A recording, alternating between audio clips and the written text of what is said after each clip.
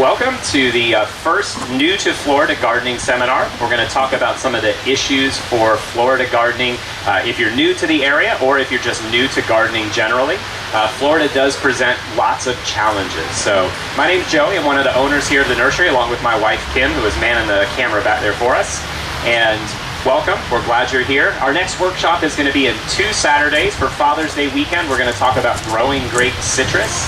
And then after that, it's probably going to be just way too hot to do workshops. So we'll take a pause until we come into September, where we'll likely kick it off with our veggie gardening workshop. But you can always find information about our upcoming seminars and events at kirbysnursery.com. And make sure you're signed up for our weekly e-newsletter as well. Because if you're new to gardening or new to Florida gardening, we do our best each week to give you some tips and tricks for how to grow all sorts of different plants. We do a lot of different seminars as well in the cooler season to make sure that you know how to do gardening in Florida and to make sure that you're really successful. So welcome today. So I already had people raise their hands, but just give me a broad, how many people are not from Florida? Okay, we got about half and half there. So I'm from Florida, born and raised in Florida. My wife and I both, we were born at the same hospital like 5 weeks apart from each other. So we are just true Floridians through and through. So to us, gardening in Florida is just it's just what you do. It's sort of normal. But here at the nursery, we always hear the same phrase repeated, and it's, I had a beautiful garden in such and such a place, wherever I came from, but here I just can't get things to grow. And so some of the idea behind this workshop was to get those folks that have transplanted from somewhere else, who have gardened a little bit in the past, but aren't quite sure why those same techniques aren't working here in Florida. And like I said, even if you're just from Florida and new to gardening generally, everything I'm going to tell you still applies. There's lots of challenges in Florida, and when we know what they are, then we can face them and make sure that our gardens are still a success. So we're going to face these challenges here as we go through the workshop, and we're going to organize it a little bit. Hopefully you have one of the handouts, and if you do get warm, we've got cold water and cold lemonade in the back there as well. So new fans installed just yesterday, so hopefully those are keeping you a little bit cool as well. And you'll have to excuse me if I sweat profusely up here, but it's just what you do in Florida because it's hot and it's humid, and we get pretty used to it, especially when we're born and raised here. So I'm going to kind of take the workshop through the organization that's on your sheet there. We're going to talk a little bit about the right time.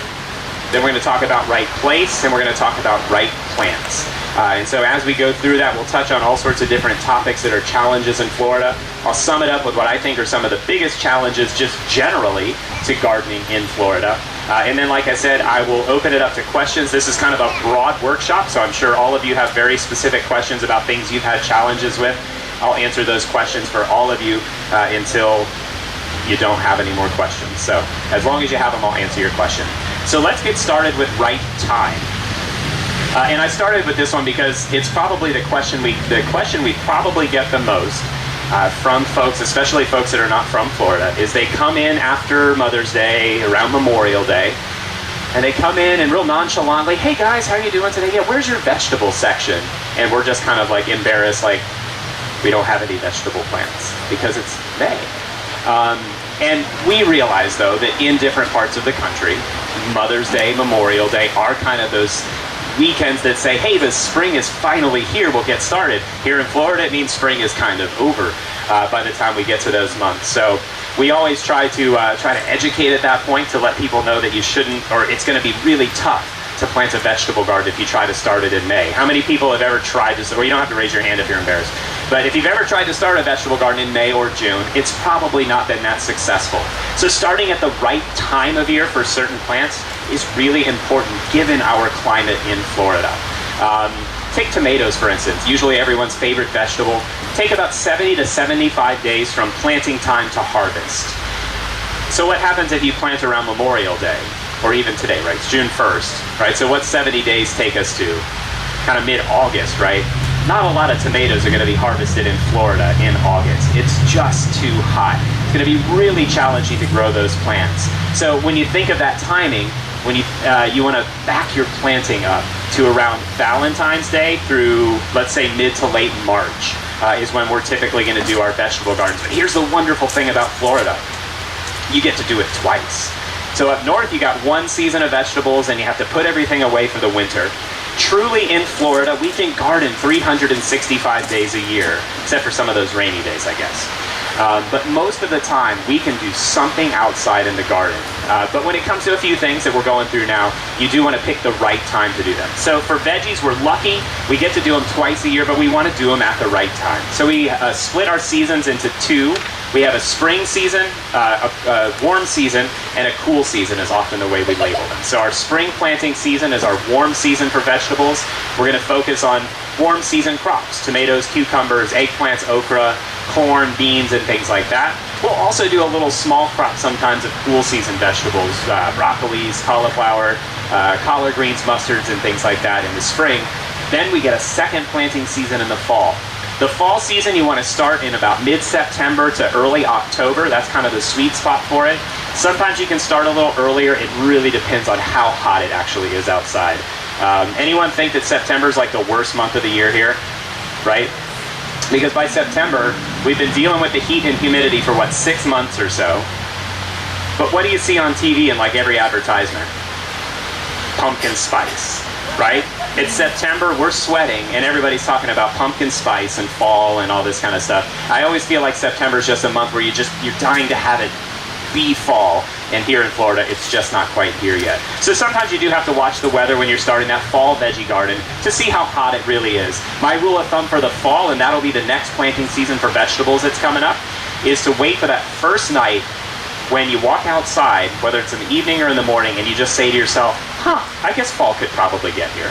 And there'll be that first night where it's just a little bit cooler, a little bit drier. To me, that's kind of when I start. I've already made my plans for my garden, but that's the trigger for me that says, okay, time to get out and plant.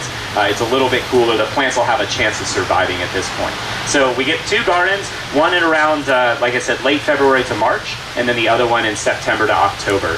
And those are going to be the best seasons to plant vegetables for the most success in your vegetable garden. If you've ever had, poor success or no success in your vegetable gardens generally, I encourage you to do at least a small fall garden. It's always the easiest of the two. Because we're kind of moving into a cooler, less humid season, you have a lot less issues in the fall veggie garden than you do in the spring garden. So if you've had trouble finding success, do a little fall garden, and I'll bet you'll have a good, successful vegetable garden. And come to the workshop. Third weekend, usually in September, the veggie gardening workshop, and we'll talk about all the specifics for planting and growing vegetables in Florida.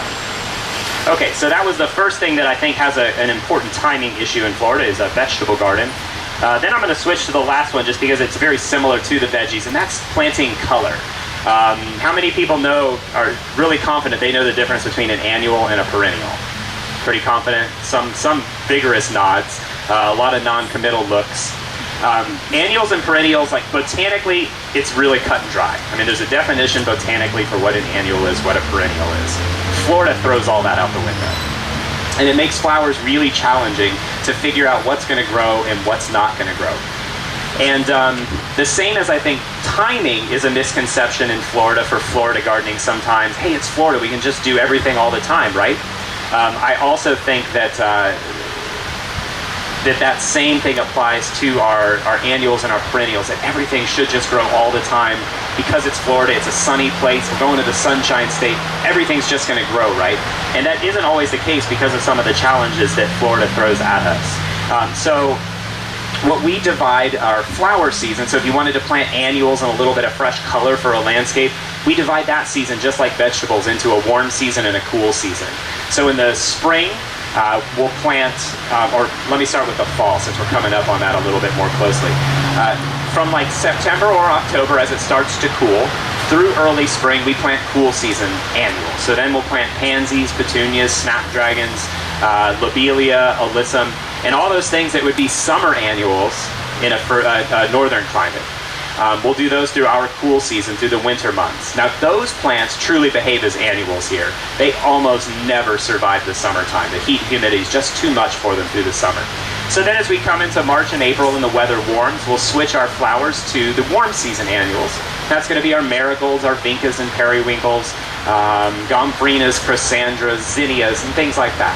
And those are going to be our warm season annuals. Those will carry us through the summer and into the fall when it cools a little bit, and we can switch our beds out for a different set of annuals.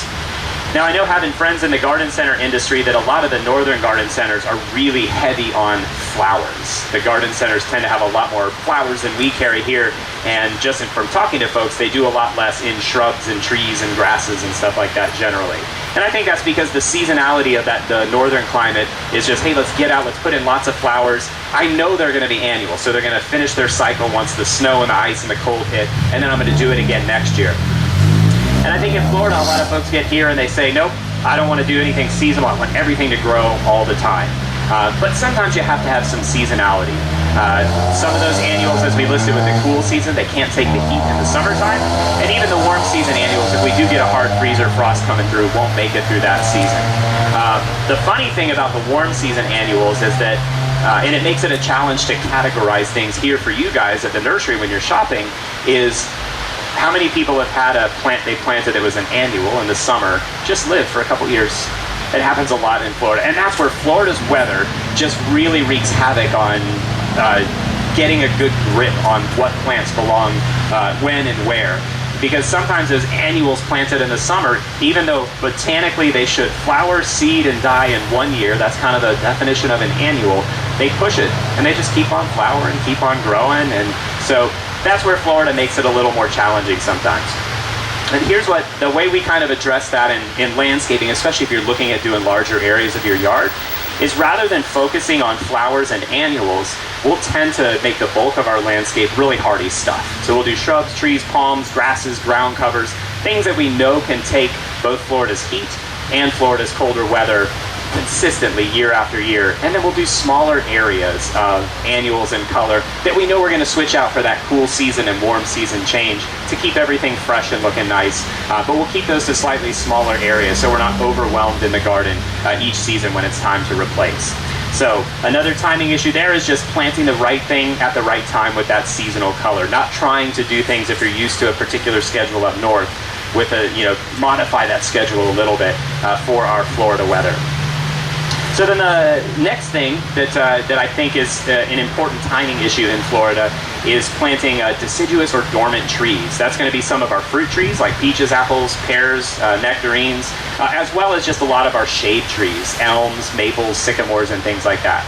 You can plant them all year long. That really isn't a problem. You could do it 12 months out of the year. But the sweet spot for a lot of those plants is to plant them while they're dormant in the winter time. So that's going to be from like December through about April or so. Ideally, you'd get them in before they break dormancy in the spring. And so that's kind of the peak time for planting. Like I said, you can do it any time of year. But sometimes the deciduous trees struggle a little bit with our Florida climate because we have just a really long summer. Right? There's all sorts of funny little memes about describing Florida's weather, because we don't have 4 seasons, do we? It's not like we have 3 months, 3 months, 3 months, 3 months. It's kind of like 6 months of summer, 3 months of scorching, and then 3 months of watch out, we might have winter for a weekend. It tends to be the way our Florida weather goes. That really throws off a lot of those trees that are supposed to lose their leaves in the winter. And actually, for a lot of the plants that you might have been used to up north, that's also going to present a challenge for them. They're used to only having to grow for a short period of time or shorter period of time through the year. And then having a pretty good break for a number of months while it's cold and they can lose their leaves. So for our plants down here this far south, they just struggle sometimes with the short winter. They don't have enough time to really store energy for the next spring. And then when they try to leaf out, they do it, and now they've got to have those leaves out for like 9 months until the cold comes again. So it can make them struggle a little bit. To give them the best chance, plant them at that time when it's a little bit cooler and they're dormant from like December to about April, and you'll have much better luck with some of those types of trees. And the last thing that I think timing is important on are tropical plants. A lot of folks, we moved to Florida, we want everything to be tropical. We couldn't do tropical stuff up north. We want it to be really lush, a lot of foliage, a lot of cool stuff here in Florida. What we always tell people is, well, you didn't quite move south enough. We're not quite tropical where we are here in Florida. For the most part we are, but we do have a few nights that'll get into the upper 20s and cause some frost and freeze issues.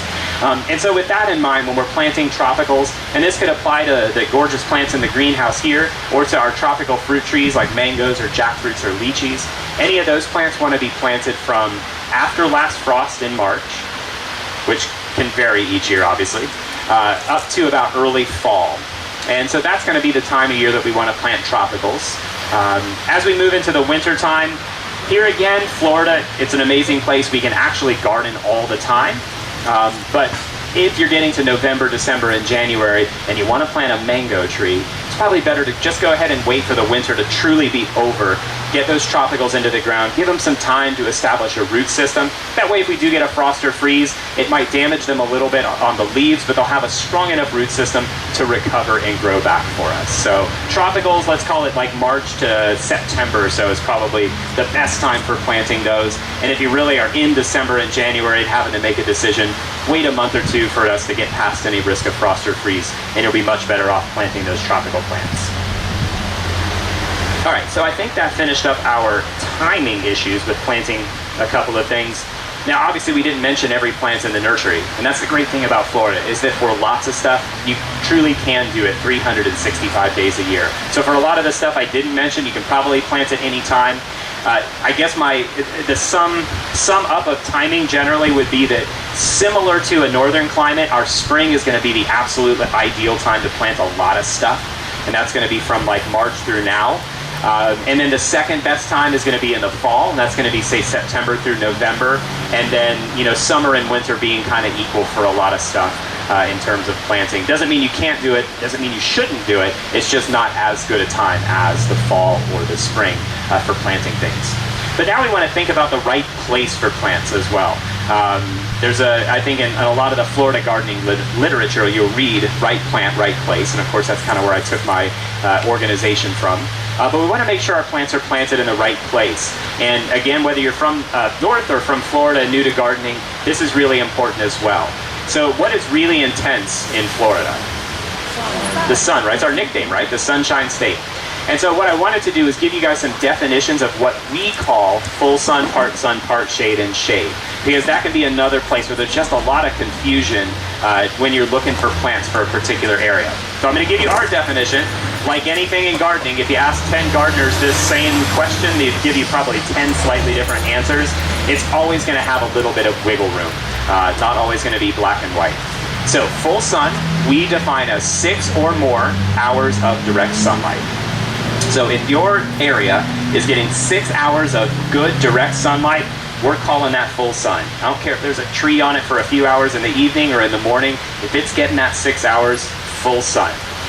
4 to 6 hours is what we would call part sun, roughly. 2 to 4 we call part shade. And then anything less than that we would just call shade. Now that's not a perfect definition.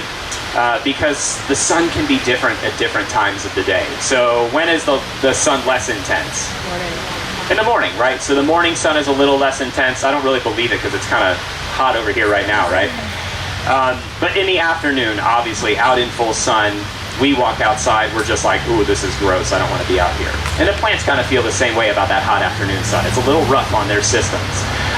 So for a lot of plants that like the sun, but maybe struggle a little bit with too much sun, morning sun can be a wonderful area for them. I always think of camellias, azaleas, gardenias, some of those fun plants with great fragrance and great flowers. They need sun to bloom properly. So you don't want to tuck them into the darkest, shady area of your yard. But they also don't like the hot afternoon sun. They'll really struggle with it in the afternoon. So finding a nice morning spot is the perfect spot for it. Another plant, especially up north, I feel like herb gardens could probably go in a bright, sunny area.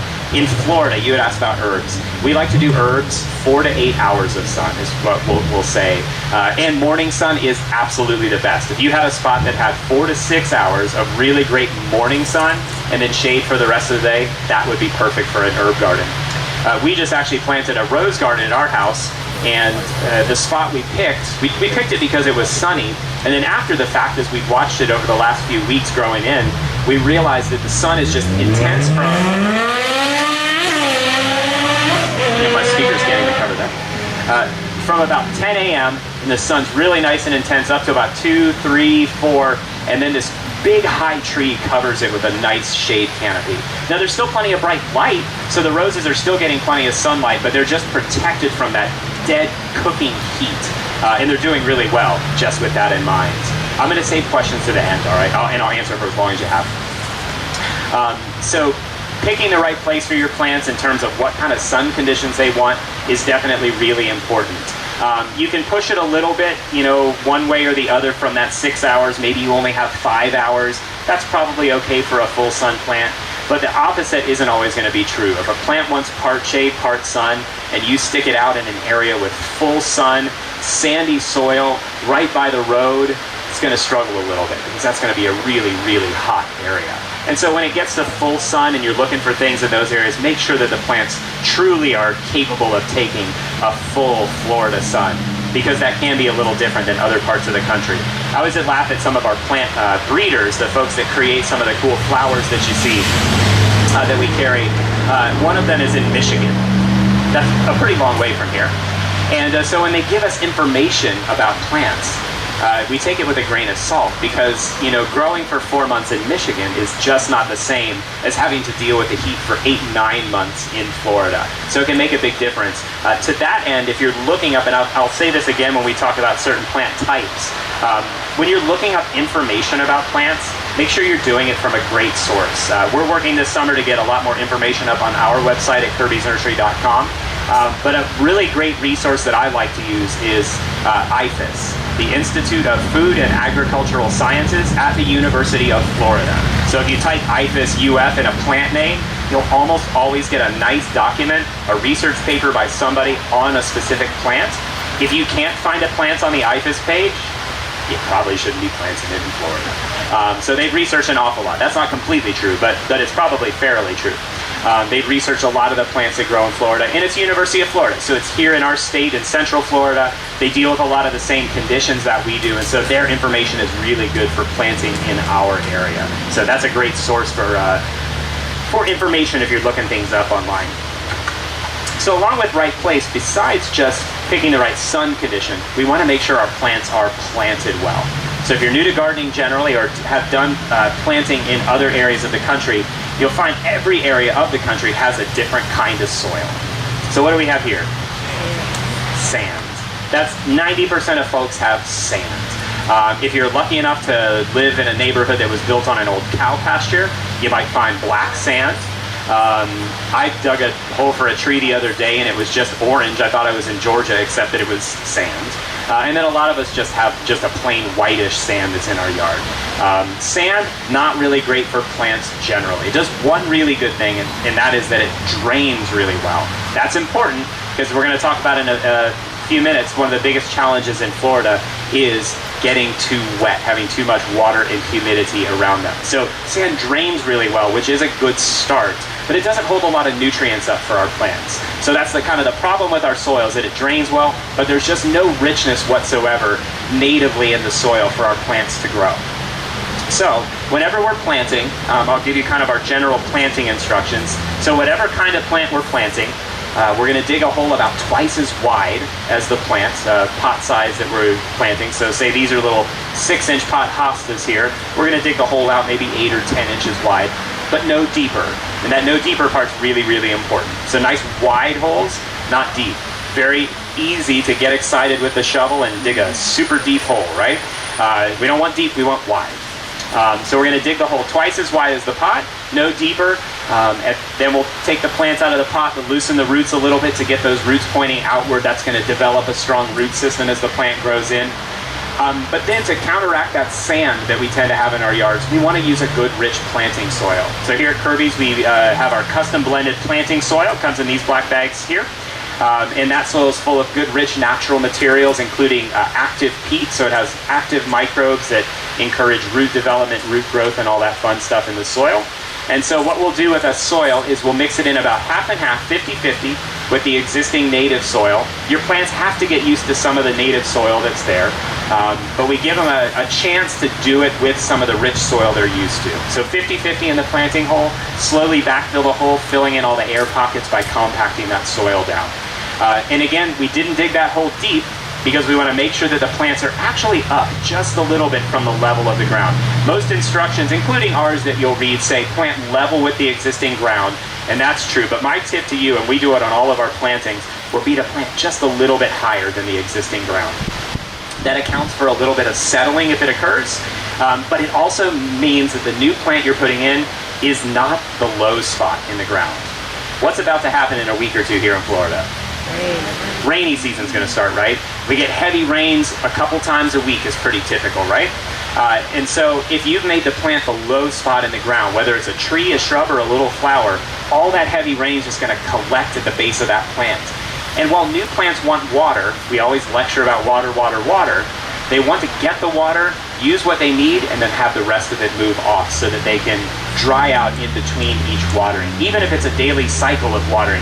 New plants we're going to water each day, but we do want them to have an opportunity to dry out a little bit and not just be soggy all the time. So planting is important.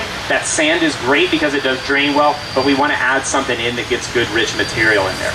The second drawback to that sand generally is just the fact that there aren't a whole lot of nutrients in it to begin with. So there's not much in there for our plants to get to grow. And so we do want to fertilize our plants typically to keep them nice and happy. So we've got our custom blended Kirby Special fertilizer here. It's an 8-4-8 fertilizer, so it's nice and balanced for our area. And it's also got all of the minor elements as well that plants need. So we have this one fertilizer that's blended for all of your plants. So you don't need to have 10 different kinds of fertilizer in the garage. One fertilizer, you can use it on almost everything. Of course, we have like some organic fertilizers and things like that if you're doing herbs, vegetables, and you want to go that route. But for this fertilizer, you can use it on all your shrubs, your fruit trees, shade trees, vines, bushes, anything you want. You can use it on it. We'll do it monthly for the first year. So through the first 12 months, you want to fertilize each month. You've got a small root system on a new plant. And even though there's slow release nitrogen in our fertilizer, it's going to move past the root system pretty quickly, especially since we're watering regularly for our new plants. In a second year and beyond, we're going to fertilize in the spring, summer, and fall. You can go about 3 months in between fertilizations, and that'll be fine for the plant. It's going to be able to capture those nutrients because hopefully it's grown a nice deep root system to pick up some of the stuff that's in the ground as well. And we skip the winter time because even though it's warm in the winter here, one of the challenges is we don't want our plants overgrowing during the winter time, especially when it comes to really sensitive plants. We're growing tropical fruit trees or even just tropical shrubs and things like that. We don't want them growing a whole lot in the winter time because what happens to new growth in a frost and a freeze? It burns really quickly. Whereas older growth has more of a chance of standing up to kind of that quick cold that we usually get. New growth is always really sensitive to even minor dips below freezing. So we don't want to encourage a lot of growth in the winter time. We'll wait until the spring to get a good fertilizer on an established plant, get it to grow and flush in that proper season. All right, so that is sort of my info for right place. And now we're going to move on to picking the right plant. So anybody know what zone we're in here? 9B. I heard a lot of I can't hear y'all that well up here. So I heard a lot of 9s. I heard a lot of 9s. We're the USDA hardiness zones. So we're zone 9, but more importantly than 9, we're 9B. And even more importantly than 9B, we're almost 10A. So if you look at a map, we're pretty close to 10A. They've changed it a couple of times over the last decade, but we're still pretty close to 10A. There was some threat at some point of shifting us to zone 10, so, but that changed. But we are zone 9B, and what that means is that our historical average low temperature is 25 degrees Fahrenheit. That is the only thing that zone number tells you. The USDA zone, which is most commonly used, is a cold hardiness indication. And so a lot of plants that you'll find, and especially if you're from up north and you're trying to get something down here that you had back home, a lot of the times you'll see plants listed zones 4 through 9, zones 5 through 9. Does anybody know where zone 4 is? North Dakota.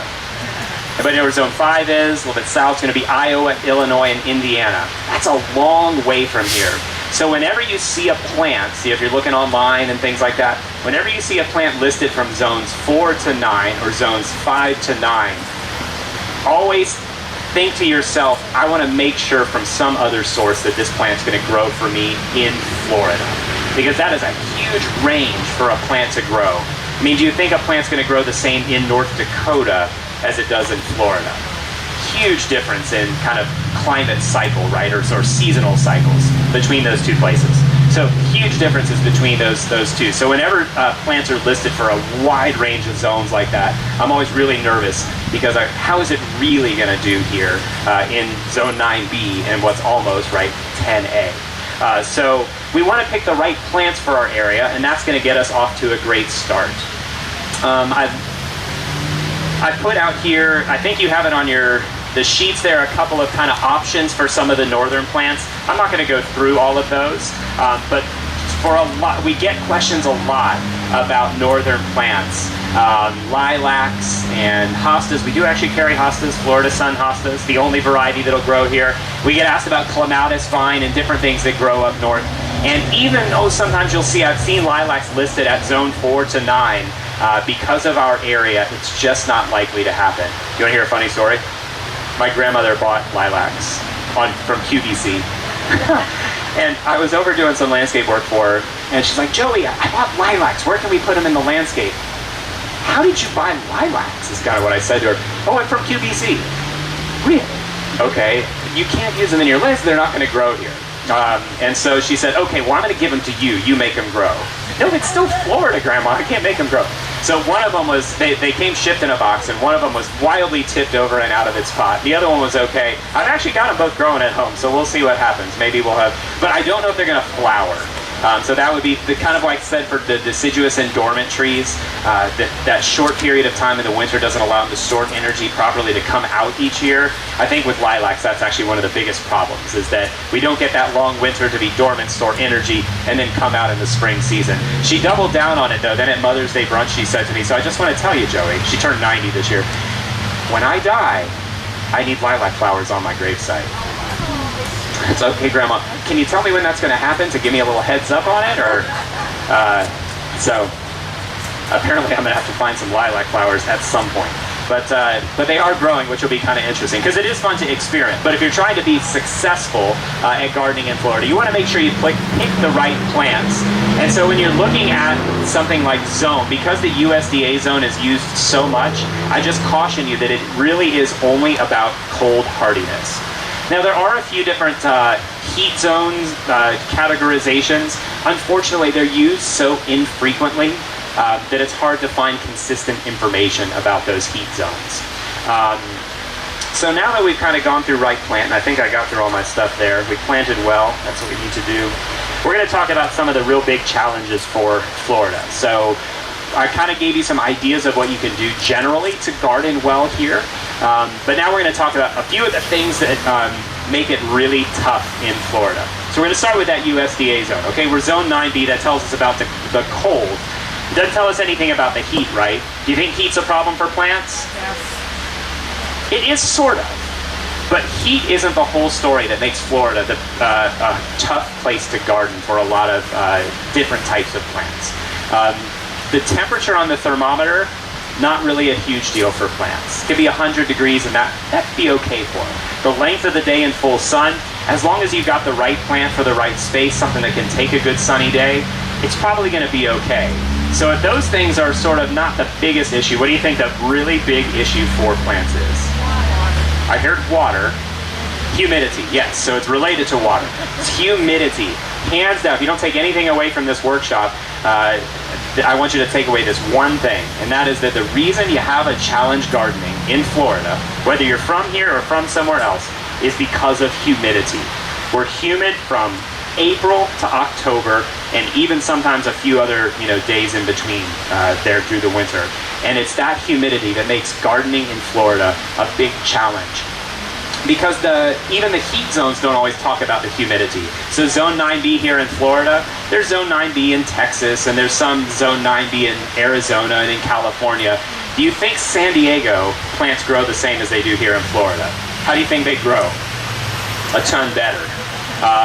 Anybody ever been to some of the gardens on the West Coast? Different Bouchard Gardens up towards Vancouver, they're actually only like 8A zone. They're amazing, even just in California. I mean, the same plants that we grow here that just kind of struggle along through the summertime are just big and beautiful out in California. And it's because of that lower humidity. Like I said, the actual number on the thermometer doesn't make a huge difference to the plants. The amount of sun's actually good for them. It's what makes food. But the second that humidity climbs up into the 80, 90 percentile, all of a sudden that feels like temperature that they always talk about pushes up into the hundreds, 105, 110. We're uncomfortable. Our plants are just as uncomfortable. What do our bodies do, right, to cool us down? We sweat, right? And what happens in Florida when you sweat?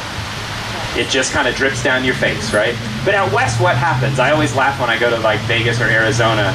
My skin tingles all day long because I sweat so much from Florida, because just being from here is what my body does. And I get out west and I'm just tingling because the sweat's constantly evaporating. So plants are actually trying to cool their leaves down through the day when it's hot and when it's sunny. They use water to do that, so water is certainly important for plants to keep them growing. But when the air is saturated, they have a lot of trouble of getting that process to go properly. And so that makes plants struggle quite a bit through the humidity. So then the other issue that humidity causes for us are disease issues. Fungus and disease problems, very prevalent in Florida, especially through the summer season. Can happen to your lawn, happens to a lot of your plants. It's actually the big reason we would encourage you not to try to do vegetables through the summertime. To get a tomato to grow through the heat and humidity of our summer would take so much fungicide that at some point it would just be impractical. And for a lot of other plants, we kind of hit this humid season, and then as we said, rainy season's about to kick in a week or two, so now we get this combination of tons of water and humidity, and it creates a soggy condition around a lot of our plants that just makes disease and fungus grow a lot. So we want to counteract that a little bit, and I've already kind of told you how to do that, and one of the big things is planting well. So making sure that those plants are planted just a little bit higher than the existing ground allows that heavy rain that we get in the afternoon to soak the plant as needed, but then move away so that the plants aren't soggy overnight, because that's really what we're trying to do. So I'll give you our watering spiel, because that's important for growing good plants, and it's going to be daily for the first month, every other day for the second month, and twice a week for the third month. Every new plant you plant should follow that schedule. Always water in the morning, but daily for the first month, every other day for the second, twice a week for the third month. Continue twice a week if it's really hot in the summer, and then we'll move to once a week for most established plants after that. But when we do that, we always say water in the morning. And the reason for that is if you water in the morning, the plant can take up the water that it needs. It gets through the hot afternoon. It can cool its leaves as necessary, make food as necessary. But then what happens at night? Dries off a little bit. And so that water sort of moves through the root zone. The roots are a little bit on the drier side. They're not sitting soggy all night long. And it makes the plant much happier and much healthier in the long term. Because that soggy nature of the soil, plus that humid air that's always around, can create a lot of disease issues. So if you've ever had problems with plants and you realize to yourself, hey, I've always watered at night, switch that watering to the morning. And even if it's your sprinkler timers for your lawn, switch those to run in the AM rather than the PM, and your lawns will even do better. There's a misconception, I think, that evaporation causes all the water to go away. So if I water during the day, all that water is just evaporating. It's not doing any good for my plant. So what I want to do is I'm going to water at night, because then everything does stay soggy. When I come out in the morning, it's still kind of soggy, so I feel more confident that the water is there in the roots. And what's actually happening is that if you're watering in the morning, where do you think that water's actually going? Into the roots, right? So of course some of it's going to evaporate. That's a natural water process. But a lot of it's soaking into the soil and slowly getting absorbed by the roots into the plant where we want it to go. If we're watering at night, plants don't take up water at night when the sun's not shining on them. They only take it up during the day when the sun is actually on their leaves and they're actively making food. And so they sit wet all night, and that water, gravity's doing its work, right? That water's slowly moving through our sandy soil, and then it's off, and beyond the plant system. How many people, Coleus is a great example of a plant that likes to wilt, right? They like plenty of water. So they're actually a really great example of what I'm about to tell you, which is a cycle that a lot of people get into. We call it the wilt and recover cycle. And it can happen with all of your plants. Some it's just more obvious on Coleus especially. So you come home from work, school, wherever you're at during the day, and your plants are wilted. And so you water them. And they perk up a little bit, right? You go off to wherever you go the next day, and you come home in the evening, and your plants are wilted, so you water them, and they perk up a little bit, but you get into this cycle where they're doing it constantly, right? Wilt and recover each night. What's actually happening is you think you're watering really well in the evening, and they do perk back up a little bit, but then by the next morning, all that water's gone. So by the next afternoon, when the hot sun is out, and the temperature's hot, and the humidity's high, the plants are struggling, they don't have the water to keep their leaves supported, and so they wilt. And it turns into, like I said, that wilt and recover cycle that makes it a real challenge for plants to grow, because all of their energy is going towards wilting, not wilting, they don't have energy, so they wilt. All of their energy is going to recovering from that wilt. Switch to the morning, and your plants will do much better. So that's one of those ways that we try to combat the humidity. Obviously we can't pull the humidity out of the air in our gardens, but what we can do is change our practices a little bit. We can plant really well, make sure they're getting the nutrients they need. Strong plants will be better able to handle the conditions that Florida throws at them. And then we can water properly. Water in such a way that the plants get what they need, but not water so much that we're creating soggy conditions, which just make disease problems even worse. All right, so that's like I said, that's kind of one of my big takeaways I'd like you to get from this workshop. Of challenges in Florida almost always come back to the humidity, and doing what you can to just prevent those problems in the first place is one of the most important things, I think, for being successful in the garden. There were a few questions about insect issues, and insect issues, while certainly not related to humidity, often plague plants that are struggling for some other reason already. So a lot of really, really strong plants can resist bug damage or just kind of shrug it off and recover from it pretty easily. So the healthier the plant, the better able it is to just resist some of the other issues that are out there. So keeping your plants healthy and strong will help you grow great, successful gardens in Florida. So those three things, humidity is that big takeaway, but I think you can kind of organize it around do things at the right time. So whatever particular kind of gardening you're doing, figure out what the right time is for Florida. Make sure you're picking the right place for the particular garden. Like we said, herbs might like a little bit more shade in the afternoon. My rose gardens do really well with a little shade late in the afternoon. But if we do have full sun, make sure we pick plants that are truly drought tolerant, heat tolerant, humidity tolerant, able to take what Florida throws at them. And then just, as we say, pick the right plants. If you are from up north and you're used to some of those beauties you left behind, you might have to find some alternatives. So rather than force them, don't buy lilacs on QVC, right? That's the point. Instead of trying to force plants that you wish would grow here, there are so many great options in Florida for gardening. So we're really lucky here. We can garden almost 365 days a year. We get 2 seasons of color. We get 2 seasons of vegetables. It's a great place to garden. We get to do it all the time. Hopefully I gave you guys some tips today for gardening in Florida.